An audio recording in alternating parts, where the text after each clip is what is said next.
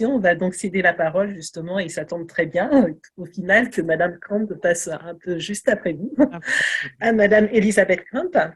Donc, Madame Crump, qui est donc experte en transformation publique à la direction donc des opérations de l'AFD et qui va Merci. donc nous parler, donc je vous ai présenté tout à l'heure Elisabeth, et qui va donc nous parler justement de l'accompagnement, de comment justement l'AFD accompagne l'Afrique dans ses transitions vers une économie à bas carbone et comment elle accompagne justement des fondations justement comme la vôtre, Monsieur Bitama. Madame Elisabeth Crump, c'est à vous. Merci. Merci beaucoup, Gwenaëlle. Bonjour à tous. Excusez-moi tout à l'heure, il y a eu un petit couac avec les connexions Internet. Ça arrive aussi dans nos campagnes Tout à françaises. fait. Voilà. Et je n'ai pas pu me joindre à vous, malheureusement, au démarrage du webinaire. Voilà, j'ai pu entendre la fin de l'intervention de Monsieur Amara, que je remercie vivement. Parce qu'effectivement, cette fine connaissance des problèmes d'insécurité qui sont très mouvants entre les pays, mais même parfois d'une semaine à l'autre. Et en tant qu'Agence française de développement, on est là pour soutenir les décideurs africains et on ne peut pas les soutenir sans une fine connaissance de ces crises d'insécurité récurrentes et très complexes. Et pour ma part, je ne saurais pas partager grand-chose car je sais très peu de tout ce qui… Bon, comment dirais-je, quand je vais appuyer des institutions africaines, bien évidemment, on doit en tenir compte. Mais on est très démunis et ce qu'on peut dire, c'est que c'est de plus en plus difficile également en tant qu'agence en soutien aux décideurs africains, d'appuyer des actions dans des pays comme le Mali, le Niger, le Burkina. C'est vrai que c'est difficile, donc on en est, comment dirais-je, témoin, mais personnellement, je n'ai pas les clés de compréhension qu'a pu nous partager Monsieur Amara. J'aurais bien aimé également entendre les interventions des chercheurs qui m'ont précédé, de Monsieur Mamountari également. Je trouve que merci Gwenaëlle pour cette initiative avec de réunir à la fois des chercheurs, des banquiers, des praticiens. Voilà, c'est même si effectivement, je me dis oh là là, c'est presque un grand écart entre les crises et la finance verte. Et moi, là au milieu, je vais essayer d'apporter ma petite contribution. Je vous propose de partager l'écran. Je ne veux pas vous noyer de chiffres, mais malgré tout, l'AFD, nous sommes une banque publique de développement, donc forcément, on parle argent, on parle chiffres. Mais donc, je vais vous partager, si vous le voulez bien, mon écran, mais je les détaillerai pas. Je vous proposerai d'aller plutôt rapidement. Voilà, beaucoup de choses sont accessibles depuis le site. Alors, attendez, je voudrais simplement faire… Comment je peux mettre diaporama? Ah, voilà, diaporama à partir… Ah, excusez-moi, en fait, il y a le bandeau de Zoom. Voilà. Alors peut-être avant, parce que certes, il y a la finance, mais comme vous avez été nombreux à le dire, hein, la construction du commun, Laurence parlait de comment collaborer, etc. Tel qu'on le voit, c'est que pour appuyer l'Afrique dans la construction de ces trajectoires de transition et dans l'action, parce que voilà, on peut pas, sans trajectoire, c'est difficile de savoir où aller, donc de décider quelle est la bonne action. Et donc, on situe un petit peu les enjeux à plusieurs niveaux. Tout d'abord, disposer de données et d'analyses. Et c'est là que vous, les chercheurs, vous avez un rôle fondamental, pas seulement de données et d'analyses concernant où on en sera en matière de climat dans 30 ans si on continue, mais également quelles sont les forces en présence sur le territoire, qu'est-ce qui se passe, quels sont également les comportements des citoyens, des habitants, des consommateurs face à de nouvelles injonctions. Donc tout ça, vu que les choses changent de plus en plus vite, les informations, les analyses sont vraiment fondamentales. C'est ça qui va pouvoir nourrir la réflexion et nourrir l'action. Donc, je vous présenterai tout à l'heure pour chacun un peu de ces grands enjeux, comment l'AFD nous venons appuyer. Nous ne finançons pas que des investissements, que des actions. Nous finançons également certains travaux, certaines études. Le deuxième enjeu qu'on retrouve également dans ce que disait Laurent, c'est de mobiliser et engager les acteurs. Voilà, hein. Et ça rejoint aussi ce que disait Monsieur Amara. comment éviter la poursuite des intérêts individuels, individualistes ou communautaires. C'est uniquement déjà en écoutant ces besoins diversifiés et en faisant naître du commun qu'il est possible de donner une envie commune d'agir, ce qui ne met pas, faut pas non plus être dans le déni et dire voilà, il n'y a pas d'opposition, il y a des conflits, il y a des groupes d'intérêts divers et c'est le rôle des décideurs d'arbitrer en essayant d'éviter que les conflits soient trop violents et comme disait M. Amara, une quasi-absence de l'État est à déplorer et c'est de plus en plus le cas dans les pays que nous appuyons, d'où aussi un appui. Là, je vais parler plus transition, mais on appuie également tout ce qui est finances publiques, réforme de l'État, etc. dans beaucoup de pays africains. Et enfin, les finances. Et je vais commencer un petit peu par ce dernier point, les finances. Alors, que fait l'AFD en matière de finances? Donc, il y a finances vertes, etc. Donc, il y a une stratégie climat 100% alignée avec les accords de Paris et progressivement, il y a comme pratiquement toutes les banques publiques. Il faut savoir que, par exemple, il y a le sommet de la finance en commun, FICS, ça réunit 530 banques publiques de développement dans le monde, donc c'est énorme. Et progressivement, eh bien, des standards pour analyser les risques que le climat fait peser également sur les finances, pour des normes. Progressivement, ça s'est énormément structuré. Donc aujourd'hui, l'AFD suit comme beaucoup d'autres banques publiques et participe activement à ces travaux. L'AFD également appuie plusieurs banques en Afrique à développer leurs produits en matière de finances vertes, également à s'organiser en interne, parce que comment évaluer si en matière de climat, tel projet devrait plutôt avoir une bonne ou une mauvaise notation, c'est très complexe. Donc voilà, il y a non seulement des finances qui sont dirigées vers les banques africaines, mais également des appuis via également le IDFC, qui est le club, le International Development Finance Club, donc qui est un club qui réunit les banques de développement. Donc, beaucoup de choses se font ensemble. Et ça, c'est quand même important parce que si on veut réussir à aider les pays et les collectivités et les grosses entreprises à réussir leur transition, ça veut dire également travailler avec des standards communs. Donc voilà, c'est à la fois des outils et des lieux d'influence, mais des lieux aussi de création de communs. Ça me paraît très important. Voir comment on encourage tout ça. Donc, il y a différentes choses. Il y a d'une part ce qui est fait en matière de climat et en matière de biodiversité. Vous voyez, les montants sont bien, pour l'instant, c'est à peu près 10 fois moins octroyés depuis 2017 parce que c'est plus récent.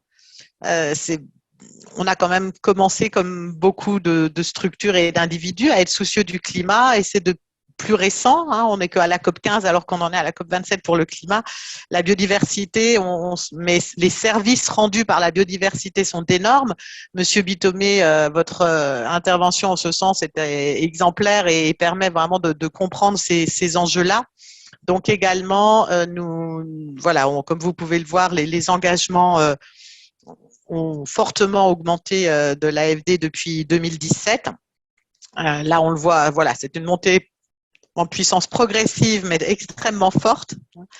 Alors, tout est revu à la hausse, aussi bien sur ce qui est les produits financiers. Maintenant, on a des pourcentages assez ambitieux en matière de climat et progressivement de biodiversité. Donc, on travaille en partenariat avec les autres banques, comme je vous le disais. Et ça rejaillit, c'est pas seulement dans les produits financiers, mais également dans le contenu des projets qu'on finance. Donc, pour ça, on mobilise de l'expertise. On en a au siège. J'ai des collègues qui sont des experts en énergie renouvelable, d'autres sur la ville durable, etc. Mais également en mobilisant de l'expertise au sud et au nord. Il y a de l'expertise partout. Concrètement, par exemple, si aujourd'hui là, début février, je pars au Rwanda pour appuyer un projet à Kigali sur les quartiers précaires. Il y a une dizaine d'années, quand on faisait des financements pour l'appui à des quartiers précaires, on faisait déjà un petit peu de participatif en mobilisant les habitants pour prioriser les actions, etc. Mais imaginons qu'il fallait construire un centre de santé. Eh bien, le centre de santé a été construit de manière classique. Voilà. Aujourd'hui, on réfléchit sur l'efficacité énergétique du bâtiment. Voilà. Donc, un bâtiment efficace d'un point de vue énergétique va coûter, au moment de l'investissement, un peu plus selon les contextes, aussi bien le climatique, mais également l'économie locale. Ça peut être entre plus 7 ou plus 12%, voire plus 20%. Mais ensuite, ça réduit le coût de fonctionnement. Donc, voilà, ça rend par contre, bien entendu, le montage de projet un peu plus complexe parce que ça oblige à penser à des dimensions auxquelles précédemment on ne pensait pas.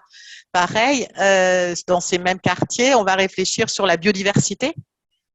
Mais si on veut enclencher un changement auprès de la ville de Kigali, ça oblige forcément à analyser également comment elle est organisée en interne. Parce qu'à ce jour, tout ce qui est, par exemple, les espaces verts, voilà, l'Afrique de l'Ouest souvent est organisée d'une manière assez un peu à la française. Il y a beaucoup de choses qui se passent en régie. Le Rwanda, à l'inverse, c'est un peu, comment dirais-je, un peu plus libéral, et donc il contractualise avec des entreprises privées. Donc, si vous financez un projet pilote dans quelques quartiers où vous essayez d'innover en matière de respect de la biodiversité, dans le traitement des espaces verts pour utiliser moins de phytosanitaires, etc., comment s'assurer ensuite que les enseignements qui vont être tirés vont permettre un passage à l'échelle lorsque ce n'est pas les équipes de la municipalité qui gèrent les espaces verts, mais des sous-traitants. Donc, on voit à quel point, dès qu'on rentre dans du concret, tout ce qui paraît être une bonne idée s'avère en fait un petit peu plus complexe que la manière de travailler précédemment. Voilà, donc l'énergie, enfin dans tout, quelque part, tous les secteurs sont touchés et se croisent.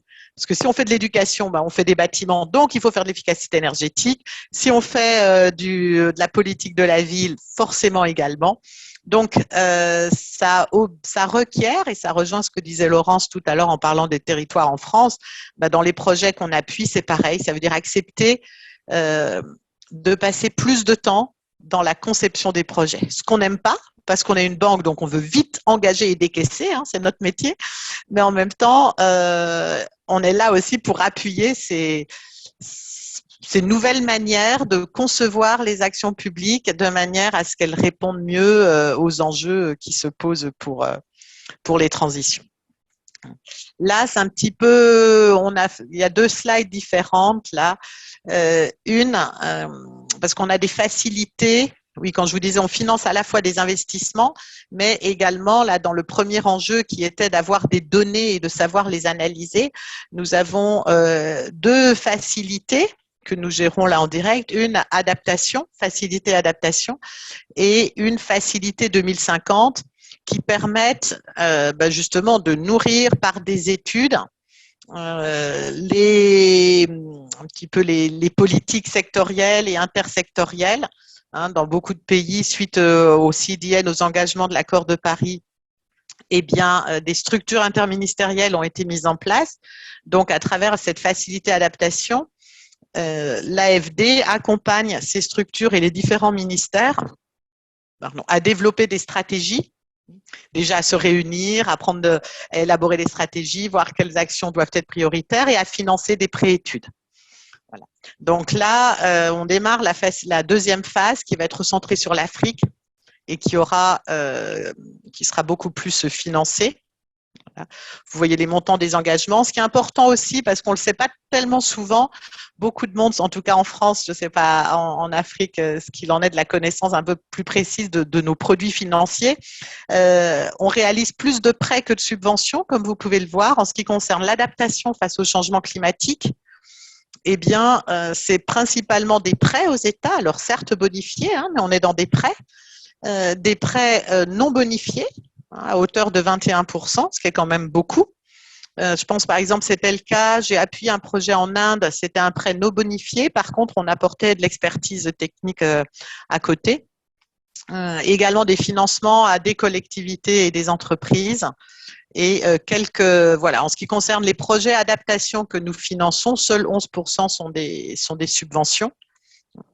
En ce qui concerne la répartition par secteur, il y a beaucoup en gestion de la ressource en eau. Et peut-être pas au Gabon tellement vous avez d'eau, mais je connais peu de pays maintenant où il n'y a pas de problème de ressources en eau. par moment, ou parfois sinon c'est de la gestion des inondations pour éviter les inondations, mais en tout cas c'est un vrai sujet dans le monde, beaucoup en santé et éducation, hein, prévention et gestion des risques climatiques aussi, mais on voit que tous les secteurs d'activité ont une dimension également adaptation. Donc, comment s'adapter pour faire face aux impacts du changement climatique. Et ce qui est important là-dessus aussi, quand on parle d'expertise, et là, il y a pas mal de chercheurs là présents, c'est on est en train de réfléchir justement également à l'importance des échanges de savoir. Mais comme toute crise a aussi du bon, je dirais que là, en Europe, ça oblige à renoncer à certaines choses, à aller à l'essentiel, mais également, ça oblige à se tourner vers l'expertise. Et de plus en plus, l'expertise, elle est plus au nord, parce que nous, on ne sait pas faire. Moi, avoir des belles tomates moi j'ai un petit jardin, mais avoir des belles tomates sans mes litres d'eau, je ne sais pas faire. Et que ce soit dans beaucoup de domaines, en lien avec la gestion de l'eau, mais également la gestion des inondations, l'expertise se situe au sud. Et il me semble que c'était en Floride, quand ils ont eu les gros problèmes, ils ont fait venir un expert du Bangladesh qui avait l'habitude des grosses inondations. Et sont en train de se mettre en place des groupes d'échange de savoir du sud vers le nord, de l'apprentissage entre pairs. Et quand on parle du mot résilience, je veux dire, la résilience, les Africains en général connaissent très bien. Et l'ingéniosité, en Inde, on dit Yugad, ça veut dire un petit peu l'innovation frugale. Et donc, comment innover frugalement? Et quelque part, l'opportunité là pour l'Afrique, plutôt que de copier ce qui se fait en Europe, eh bien, c'est de faire mieux du premier coup, faire avec moins d'énergie, faire différemment. Et je ne dis pas que c'est facile, hein, mais ce que je dis, c'est qu'il y a plein de petites initiatives aujourd'hui, des solutions existent. Je vous parlais tout à l'heure des bâtiments efficaces. Pour la première fois, je ne sais pas si vous avez suivi, le prix, l'équivalent du prix Nobel, mais en architecture, a été gagné par un architecte burkinabé qui travaille également avec la terre crue, etc. Donc, voilà, je pense qu'il faut voir cette crise comme aussi une opportunité pour partager certains savoirs qui constituent également le futur. Parce que, par exemple, si on parle des bâtiments énergétiques, la clim, même à Marseille, par exemple, le Panier, c'est un quartier très ancien de Marseille avec des ruelles étroites. Et le gouvernement français subventionne actuellement les PAC, c'est-à-dire c'est un système qui permet de chauffer l'air en hiver et de le rafraîchir en été.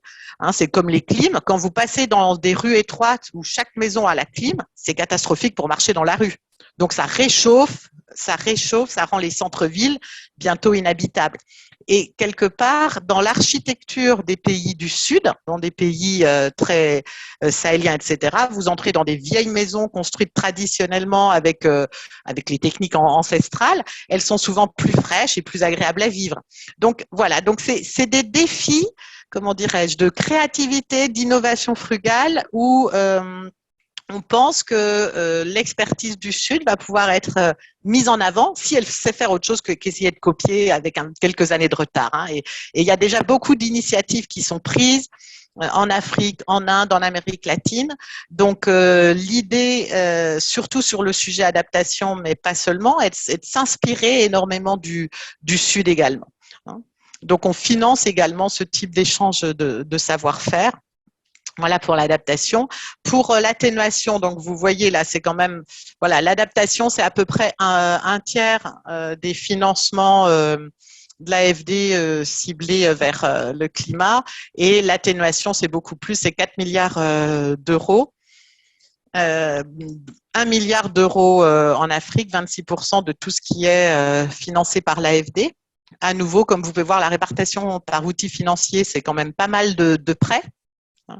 Ce qui est intéressant aussi, vous voyez, par rapport au schéma précédent où pour l'adaptation, il n'y a que 4% des financements qui ciblent les entreprises et les collectivités et en non bonifié et 16% en bonifié, donc ça fait 20%.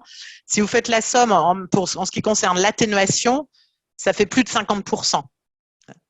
Donc, atténuation, c'est réduire et éviter les émissions. Donc, on voit comment, là, l'AFD, on essaie d'aider les structures publiques, les habitants à mieux s'adapter et on essaie de cibler ceux qui sont malgré tout à l'origine, de par la production, etc., du réchauffement climatique, les aider à atténuer leur impact. Donc, c'est normal qu'il y ait ces pourcentages différents. Sur les secteurs, il y a beaucoup sur l'intermédiation financière. De plus en plus, on finance de plus en plus des banques publiques de développement partenaires, que ce soit en Afrique ou en Amérique du Sud. Et par exemple, dans ce cadre-là, j'ai accompagné, pas en Afrique, mais en Amérique latine, plusieurs banques publiques, parce que qui dit, plutôt que nous financer directement des projets, financer des partenaires qui, à leur tour, vont financer des projets, ce qui permet de diminuer le coût plutôt que moi, Elisabeth, je finance un expert français pour aller faire une étude de faisabilité d'un projet, je ne sais pas moi, de transport ou d'énergie en Afrique. C'est plus logique que des banques africaines le fassent directement. Voilà. Donc, par contre, en quoi du coup consistent nos appuis, en tout cas dans les services où je travaille en transformation publique, eh bien, c'est d'aider ces structures à s'organiser pour savoir, pour s'outiller, donc c'est avoir des nouveaux outils, des processus adaptés, des compétences en interne adaptées pour pouvoir justement évaluer ces dimensions-là, mobiliser les bons acteurs pour qu'ils conçoivent des projets qui répondent mieux à ces enjeux. Donc, du coup, il y a plein de standards, il y a plein de normes, etc. Donc, tout ce qui est les normes environnementales et sociales. Donc, au départ, on se base sur tous les travaux et les standards de la Banque mondiale qu'on adapte, que nous utilisons également à l'AFD et qui sont de plus en plus utilisés dans le monde par les banques publiques. Mais ça signifie tout un changement organisationnel également.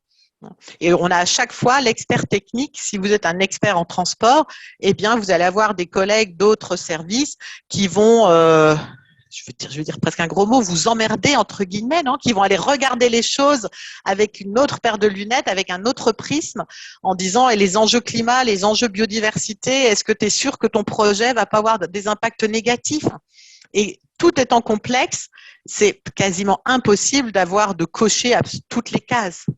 Donc forcément, il faut plutôt s'orienter vers des projets où il y a éventuellement un pas de côté ou un pas en arrière possible et de manière à réajuster au fur et à mesure. Et c'est là aussi que des arbitrages sont à faire par les décideurs. Donc voilà un petit peu des petits exemples de comment on le fait. Et là, je vais vous parler maintenant, parce que là, jusqu'à maintenant, j'ai quand même surtout parlé de disposer de données et d'analyse et d'expertise et de financement. Et là, je vais parler un petit peu de cet enjeu du milieu sur lequel on travaille au sein de notre service donc de transformation publique et citoyen, où on essaie d'appuyer les décideurs, donc les ministères lorsqu'il s'agit de projets nationaux ou des collectivités locales, de concevoir leur action publique, qu'il s'agisse d'un projet, d'un programme ou d'une politique publique différemment, en mobilisant leur écosystème, aussi bien les autres institutions. Si par exemple on parle d'une réforme des finances publiques, eh bien impliquer les ministères sectoriels, les services déconcentrés, les forces vives du territoire, les organisations syndicales, patronales et salariées, et dans certains cas aussi jusqu'aux citoyens, aux habitants. Donc pour ça, un petit peu, on travaille sur ces quatre piliers-là, aider les décideurs à avoir des politiques publiques plus légitimes, parce que pour qu'elles soient moins remises en cause et comprises, eh bien, c'est les outiller dans le design et également dans une meilleure reddition de comptes et d'innovation publique, dans tout ce qui est transparence, redevabilité, sur ce qui est participation. Donc voilà, parfois là j'étais à Kinshasa récemment pour travailler sur ville durable avec c'est quoi une ville durable à la congolaise et comment avec les différents ministères impliqués et qu'est-ce qui est prioritaire selon eux, comment faire ça avant de concevoir un projet qui va être financé par l'AFD. Et on va aussi, ça c'est assez récent, hein, les démarches, les outils, les démarches participatives impliquant les habitants sont très anciennes, par exemple en Amérique latine, hein, où Porto Alegre, déjà à la fin des années 80, des débuts des années 90, montait des budgets participatifs. La France, en 2007, avait lancé le Grenelle de l'environnement, mais là, c'était surtout les forces vives, les acteurs économiques, les associations qui avaient été mobilisées. Et là, plus récemment, avec la Convention sur le climat, ce sont des citoyens tirés au sort qui ont été formés, parce que ce que disait Laurence tout à l'heure, c'est fondamental, formés ou sensibilisés. De plus en plus, on voit à quel point n'importe quel citoyen lambda, hein, et encore plus des décideurs économiques ou politiques, des chefs d'entreprise, lorsqu'ils comprennent, ça les aide à avoir ce nouveau paradigme et à voir les choses différemment. Donc du coup, et ça permet ensuite aussi de mieux faire comprendre les décisions politiques. Étant donné que face à la situation complexe que nous vivons et aux enjeux de transition, plus on co-construit les actions publiques, plus facilement il est possible de les légitimer, de les faire comprendre. Donc justement, on va maintenant proposer des démarches d'appuyer les décideurs en Afrique sur toutes ces démarches participatives. Et également, qui dit transformation de l'action publique, dit transformer la manière de faire l'action, mais également se transformer en interne. Tout comme je vous donnais l'exemple tout à l'heure des banques de développement qui doivent se doter de nouveaux process, outils, etc. De la même manière, comment aider les ministères, les agences nationales d'aménagement du territoire ou les agences de parcs nationaux ou autres à devenir plus performants. Donc, on a aussi des axes de travail là-dessus. Et puis, un autre service, et on travaille de plus en plus ensemble sur tout ce qui est information, données ouvertes, en quoi le numérique peut aider à légitimer également l'action publique, à faire remonter des informations, à avoir des indicateurs mieux nourris, etc. Donc voilà un petit peu, j'ai essayé de faire à la fois un peu de données chiffrées, mais pas trop. Vous pouvez les trouver sur le site de l'AFD et essayer de rééquilibrer les outils. La finance, l'argent, il est là, il existe, même si ça coûte très cher de réussir ces transitions. Mais ce que je voulais vraiment mettre en avant, c'était l'expertise. Et là, on n'a pas le temps de discuter avec tous les participants, mais je suis sûre que si on fait le tour de toute l'expertise autour de la table, il y en a beaucoup. Et voir comment cette expertise, vos analyses peuvent être mieux partagées avec les décideurs pour nourrir leurs décisions et puis travailler avec l'ensemble des parties prenantes. Voilà, j'espère ne pas avoir trop dépassé. Merci beaucoup. Merci Elisabeth et merci voilà, pour cette analyse qui nous montre justement voilà, le rôle et l'accompagnement de l'AFD dans l'aide à la prise de décision des décideurs et aussi la mobilisation justement voilà, des différents acteurs.